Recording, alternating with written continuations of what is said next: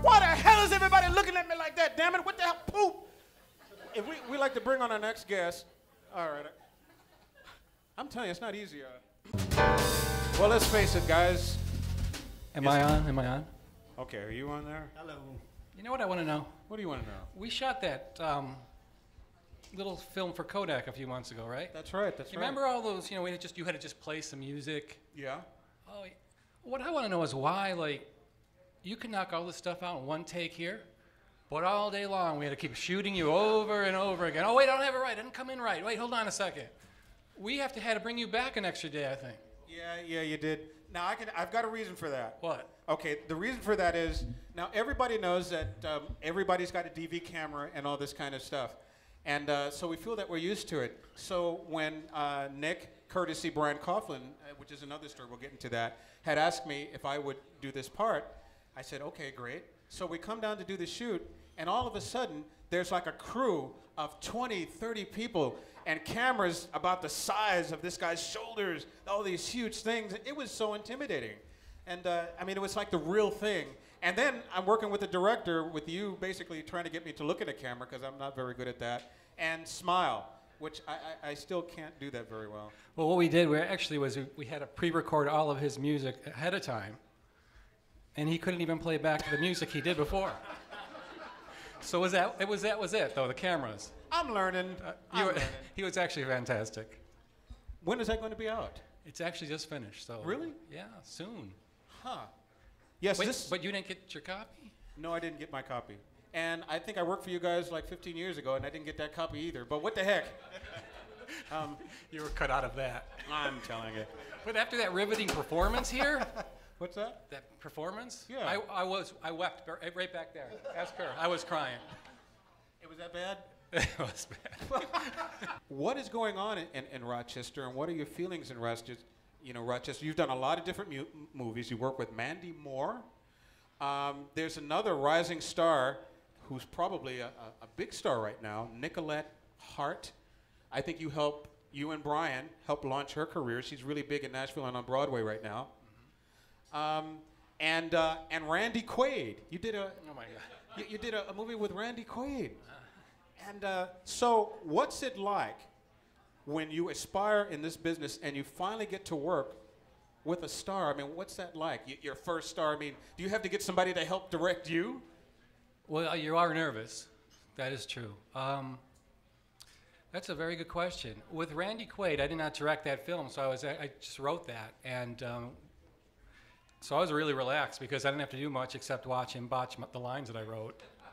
And but he was actually very, very cool. And what I learned from Randy Quaid was, here's what you do. When you write a screenplay, so many people have to take a look at that script before they're going to finance this movie. And a lot of times you tend to overwrite it because people don't, you know, the studio executives won't get it. Some of the things that you're going after. Well, what you find in this, so you have the film that you write to sell, and then you have the film that you end up shooting. And a lot of times, the film that you end up shooting is a lot shorter and tighter because actors can do so much more than just, they could take the words that are written and then with a look or a glance just be able to capture it. So what I found with Randy Quaid was that he actually did a lot of that. That he made a lot of the stuff that I wrote in that script so much better, and by leaning a lot of the dialogue out. So that was very, very interesting. As far as working with other people, like with Mandy Moore, what I tend to find is that if you let them just do their thing, they make your product so much better because they're just so gifted. They end up elevating everything. So it's actually, if you've done your job of casting things right, I really believe that maybe 80% of your job is over, you know? I see. Now, of course, you and Paul do a lot of writing together as well. Right. And I saw a short today of Cherry Crush. And that was really, really impressive, really impressive. In fact, the guy who was casting, and I guess the question that I want to ask you is, who does your casting? I mean, well, with Cherry Crush, we did two castings. One was in Los Angeles, and the pair of sisters, the Margiotta sisters cast out there. What you do when you're trying to set up a film is once you get your script done and you get your financing, you take it to a casting director out west, and they send it into all the different agencies to see what actors might want to respond to your and be in your film. So we got lucky with Nikki Reed and Jonathan Tucker and some of the actors for Cherry Crush. They came in and read for us or interviewed with us out west. At the same time, back here in Rochester, since we were utilizing a lot of local talent, we had another casting here. So we worked with like Eric Cubitt and Billy Powell to kind of round out the cast in Rochester. So we probably brought about 6 or 7 actors from Los Angeles, and then used about maybe 20 actors here, and then a lot of extras from here. Now, the lead that was cast in that, is he a Rochester person or? Jonathan Tucker, no, he was from Los Angeles. Yeah. The actor, and I'm at a loss for his name, the guy who starred in Spider-Man. Tobey Maguire. He looks like him and he talks like him. Doesn't he? He actually could do his voiceover, can he? Yes, Yeah. I thought so too. Okay. Yeah, I was very impressed with that. Now, here's something else that when we spoke on the phone the other day, I was a little surprised. And that is, if you have a co-writer on a movie, I mean, how does that work? Well, How do you guys work together? Well, we've been working together for 15, 17 years now, and it works differently for everybody, but since we've worked together so long, Nick and I have sort of developed a pattern and a system that we are comfortable with, and just like any other collaboration, sometimes it doesn't work with some people, and I think we complement each other because we have different strengths.